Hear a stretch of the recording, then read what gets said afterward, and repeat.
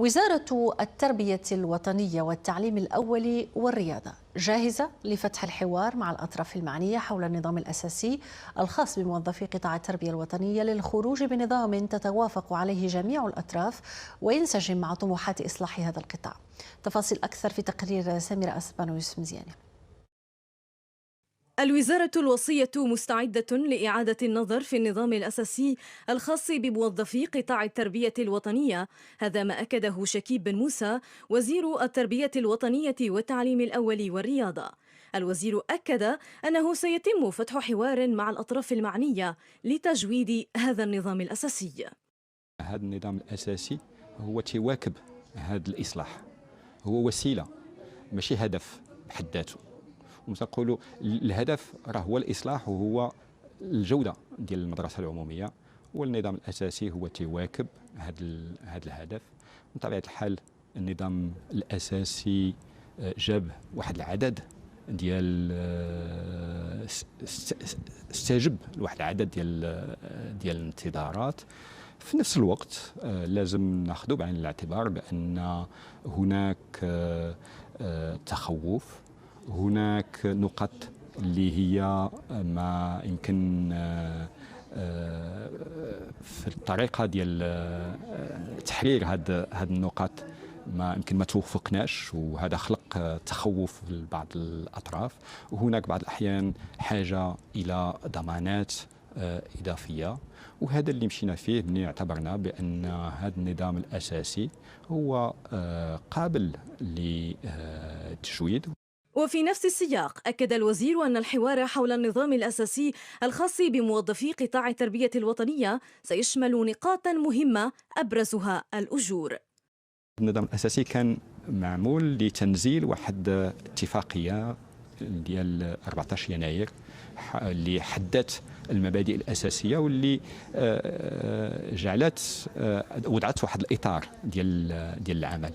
هناك ملفات اللي هي جديدة اللي عاد ظهرت، وملفات اللي هي تتهم بعض الفئات، وهناك ملفات اللي هي تتهم أيضا موضوع ديال الأجور، وهناك ملفات هادو كلهم تنعتبروا بأن هي مواضيع اللي ضروري باش يبقى الحوار مفتوح حولها.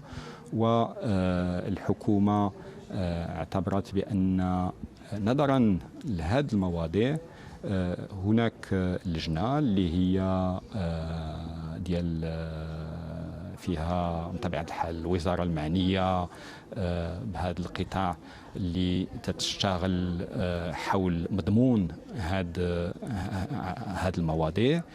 الوزير أبرز أيضا أن إصلاح قطاع التربية الوطنية لا يكتمل دون تحسين وضعية الأستاذ كعنصر محوري ضمن هذه المنظومة الأساسية. هذا الإصلاح تمر عبر تنزيل واحد العدد ديال الأهداف اللي هي أساسية، اللي هي مرتبطة بالتلميذ، لا كيفاش نقصوا من الهدر المدرسي، كيفاش نرفعوا من الجودة من التعلمات، تمكن التلاميذ من التعلمات، وكيفاش أيضا نرفعوا من الأنشطة الموازية. وبطبيعة الحال في تنزيل هذه الأهداف هناك واحد الفاعل اللي هو فاعل أساسي اللي هو الأستاذ. وحنا تعتبروا بأن الأستاذ عنده واحد دور أساسي في نجاح هذا الإصلاح. وفي الحقيقة نجاح هذا الإصلاح راه في نفس الوقت تيرفع من التقدير ومن الكرامة ديال الأستاذ ومن الوضع ديال الأستاذ داخل المجتمع. وتنعتبر بأن هذه أحسن وسيلة باش أيضا ندعموا وندافعوا على هذا القطاع، باش نرفعوا من الموارد المالية ديالو، نرفعوا من الإمكانات اللي هي مخصصة لهذا القطاع. الوزير أوضح أيضا أن تطوير التكوين وتوفير ظروف ملائمة للتمدرس يبقى جوهر ورش إصلاح القطاع. من طبيعه الحال تنتكلموا على الاستاذ، هذا تعني التكوين ديال هذا الاستاذ وكيفاش نجعلوه هذا التكوين عنده علاقه بتجويد دراسه. هذا تعني ايضا واحد كيفاش نجعلوا الاستاذ تيتمكن من واحد العدد ديال الوسائل وتحسين ظروف العمل. وفي الحقيقه هذا الشيء اللي بدا ملي تنشوفوا كيفاش في المدارس الرياضه الان عندنا نتائج اللي هي جد ايجابيه، اللي تتبين بان في واحد المده ديال شهرين التلاميذ اللي كان عندهم تعثرات كبيره لا في اللغات ولا في الرياضيات تمكنوا باش يتغلبوا على هاد التعثرات، وبعض الاحيان يمكن نعتبروا بان تمكنوا باش يربحوا تقريبا سنه او سنتين في هاد المواد وفي هاد التعليمات الاساس اللي هي مرتبطه بهاد المواد. رهانات مختلفة مطروحة اليوم على مسلسل إصلاح قطاع التربية الوطنية لجعله يحفظ حقوق جميع مكونات هذه المنظومة.